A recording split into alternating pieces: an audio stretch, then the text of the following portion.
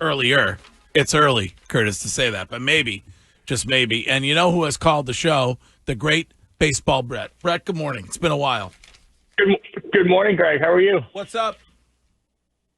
Well, I figured we got 16 games to go, and it's looking like we got October baseball, so I figured I'd call in and talk some Red Sox with you guys. Very encouraging. 11 Ks, 5 innings from the guy you brought up. I mean, that's good news. Yeah, and Shime hit on it earlier and talked about the prospects and the trade deadline.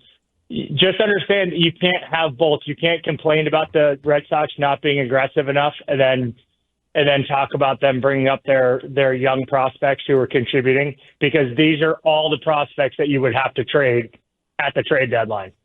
Is it so lightning? If you wanted to make – go ahead, Courtney. What? Oh, I was just going to say, is it lightning in a bottle, though? Is that like first time luck, or do you think that this rookie can actually keep it going? Yeah, he's got good stuff. The Connelly early kids got good stuff. So does Payton Tolle, but they're not – they're young. They're just so young. It's kind of like it's not really the way that the guys are developed in the old days. It's kind of a new approach. They're being very aggressive. The Red Sox need to have 4 starters for the postseason. These guys, I think the early kid and the Tolle kid will combine to be their 4th starter. So they have 3 established starters that will go 1, 2, 3.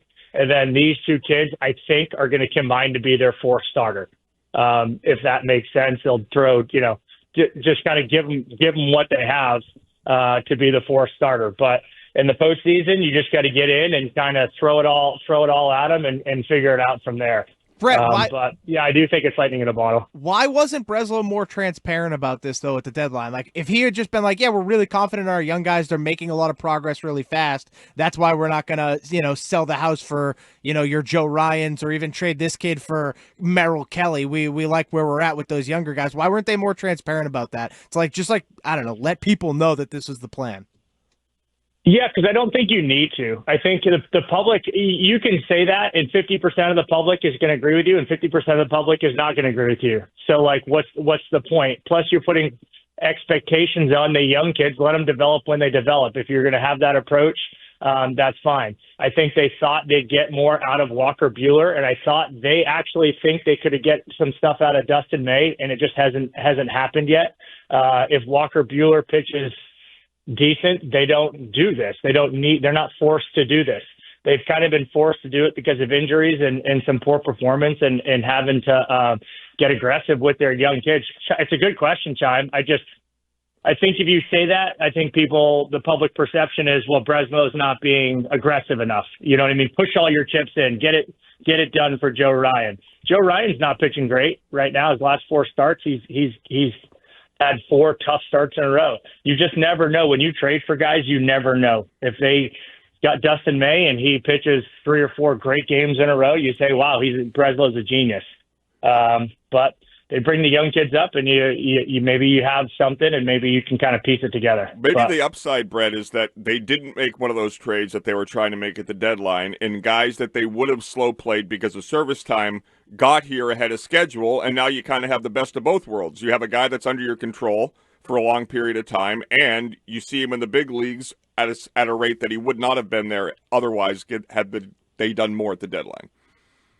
Yeah, it's a great point. And again, the 2 kids they brought up right now won't affect service time. So you'll have these 2 pitchers for 6 years, controllable for 6 years after now. And plus, you can kind of showcase them. You can see what you have. If you like what you see, you can kind of build them in for future. If they pop and you think you can get more value out of it, maybe you end up trading one of these kids who pops at the end of the year. Maybe you do trade him for Joe Ryan or someone down the stretch. I think you're right, Curtis.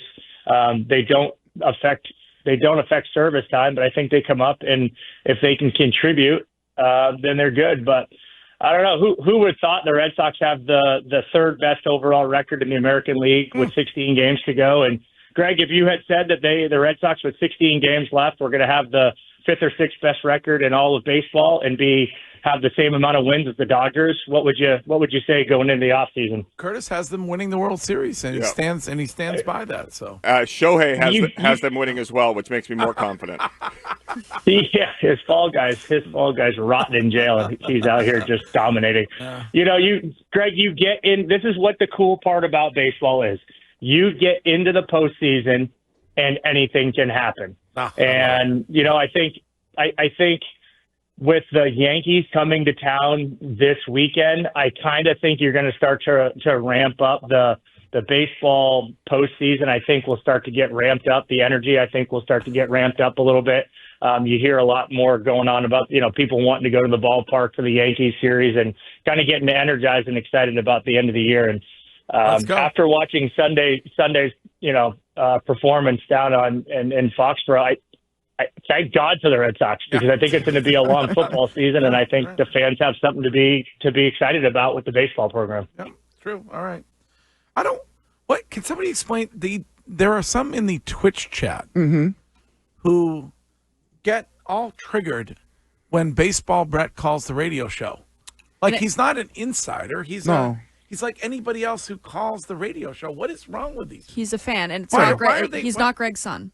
No. He's a diehard. No, he's not my son. Oh, but he's a diehard. Like any other listener. No, I just think they're really mad that you have a friend. Is that what it is? Yeah, it's a rough place in there. It's so bizarre. Like Butter Guy can't stand him. Really? Yeah.